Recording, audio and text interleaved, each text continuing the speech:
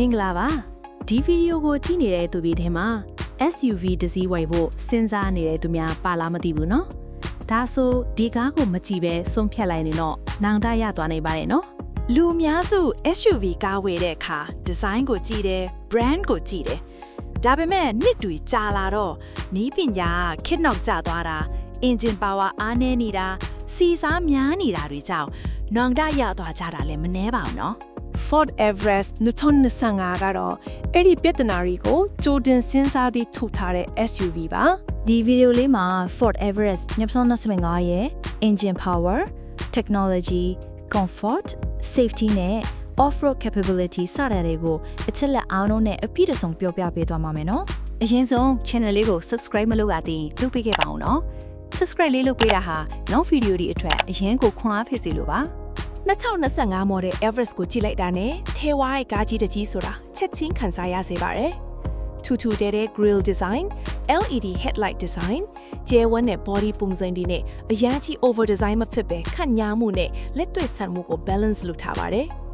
မြို့ရဲမောင်းရင်လူကြည့်ခံရမယ်ခရီးထွက်ရင် trust ရတယ်ဆိုတဲ့ကားမျိုးပါပဲ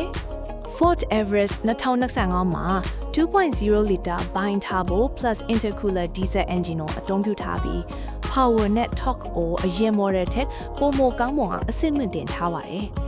maximum torque ဖြစ်တဲ့500 Nm ကို RPM 1850က2000ကြားထဲမှာနေရတော့နေရတာပေါ့ပေါ့ပပနဲ့အယုံအဆွဲကတော်တော်ကောင်းပါပါတယ် heavy SUV ဖြစ်ပေမဲ့ lever နည်းရတာမလေးနေပါဘူးကားကြော်တတ်တာမျိုး overtake လုပ်တဲ့အချိန်ကားကတုံ့ပြောင်မှုမြင်ပါတယ်ဒါကြောင့် city drive လည်းအဆင်ပြေ highway drive လည်းစိတ်ချလက်ချမောင်းလို့ရပါတယ်လို့ car review လုပ်သူတဲ့အဆိုအရသိရပါတယ် Everest ရဲ့အကြီးဆုံးအားသာချက်က terrain management system ပါဝင်တာပါ TMS ဆိုတာကကားကိုမတူညီတဲ့လမ်းချီနေတွေအတွက် engine, transmission, traction control, 4WD system စတာတွေကိုကားကအလိုအလျောက်ရွေးချယ်လို့ပေါင်းစည်းပြီးကားရဲ့ performance ကိုအကောင်းဆုံးထိအောင် optimize လုပ်ပေးတဲ့စနစ်ဖြစ်ပါတယ်အလုပ်လုပ်ပုံကမောင်းနေမဲ့သူက drive mode ကို select လုပ်လိုက်တာနဲ့ engine throttle response gear နဲ့ lever တွန့်ပြန်မှု transmission gear shift တိုင်းमें gear အချိန်ပုံစံ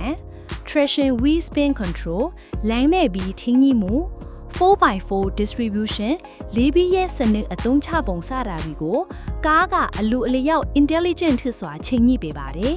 Suspension setup ကတော့ front suspension မှာဆိုရင် independent double wishbone with coil spring ဖြစ်ပြီး rear suspension က multi-link live axle plus wedge linkage plus coil spring နဲ့ဖြစ်ပါတယ် wedge linkage ပါလို့အနောက် axle ကိုပင်ညာမလွဲအောင်ထိန်းပေးပါတယ်ကြီးတဲ့ SUV ဖြစ်ပေမဲ့ corner ကွေ့ရင် body rolls ရော့စေပြီးကားကိုတည်ငြိမ်နေစေပါတယ် cabin ထဲဝင်လိုက်တာနဲ့ SUV ဆိုတာတဲ့ luxury ကားလို့ခံစားရစေမှာပါEverest ရဲ့အတွင်းခန်းကိုပြင်ပဆူညံတန်းလုံးဝနှီးပါမကြားရအောင်ပြုလုပ်ထားပြီး quiet and relaxed feeling ကိုပေးပါတယ် 12.4-inch digital instrument cluster အပြင် large portrait 12-inch infotainment screen ကြီးကခိုင်ညာလာပါတယ် Apple CarPlay, Android Auto, voice control တို့အပြင် integrated wireless charging, leather trimmed e-shifter,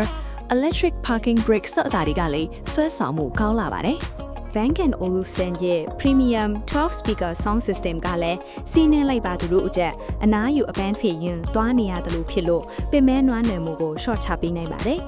။ Toyota ရဲ့ Fortuner နဲ့ Ford ရဲ့ Everest ကိုအနည်းငယ်နိုင်ရှင်ကြည့်မယ်ဆိုရင် Fortuner ကယုံကြည်စိတ်ချရမှု reliability နဲ့နာမည်ကောင်းရပါတယ်။ဒါကိုမငြင်းပါဘူး။ဒါပေမဲ့ technology, driving assist interior feeling တွေကိုကြည့်မယ်ဆိုရင် Everest 2025ကတဆင့်အထက်မှာရောက်နေပါပြီ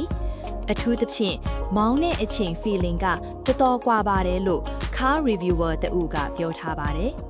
Everest ကိုဘယ်သူတွေဝယ်တင်တာလဲတင်က SUV ကို920နဲ့သုံးကျင်တယ် technology နောက်မကြချင်ဘူး Family plus adventure နှမျိုးလုံးလိုချင်တယ်ဆိုရင် Ford Everest 2025ကိုတေချာစဉ်းစားတင်ပါတယ်အခုဒီဗီဒီယိုကိုကြည့်နေတဲ့အကိုတို့အမတို့ရော Everest 2025ကိုဘယ်လိုထင်လဲ comment မှာပြောခဲ့ပေးပါအောင်ရှင်နောက်ဆုံးထွက်ကားမီရဲ့အချက်အလက်ဗီဒီယိုလေးတွေဆက်ကြည့်ဖို့ like and subscribe လေးလုပ်ထားပါအောင်ရှင်အဆုံးထိကြည့်ပေးလို့ကျေးဇူးအများကြီးတင်ပါတယ်နော် ပြန်တွေ့ပါဦးမယ် bye bye